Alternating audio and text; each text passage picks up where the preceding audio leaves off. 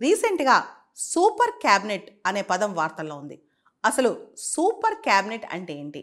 భారతదేశంలో cabinet committee on political అఫైర్స్‌ని super cabinet అని పిలుస్తారు. ఎందుకంటే ఇది చాలా మోస్ట్ ఇన్‌ఫ్లుయెన్షియల్ క్యాబినెట్ కమిటీ అన్నమాట. Cabinet committee on political affairs చాలా ఇన్‌ఫ్లుయెన్షియల్ క్యాబినెట్ కమిటీ కాబట్టి దీన్ని సూపర్ క్యాబినెట్ అని పిలుస్తారు. చాలా ప్రధానమైన రాజకీయ, ఆర్థిక, భద్రతాపరమైన అంశాల్లో చాలా ముఖ్యమైన మంత్రులు కూర్చుంటారు. రీసెంట్‌గా సూపర్ క్యాబినెట్ అంటే cabinet committee on political affairs meet అయిందనమాట.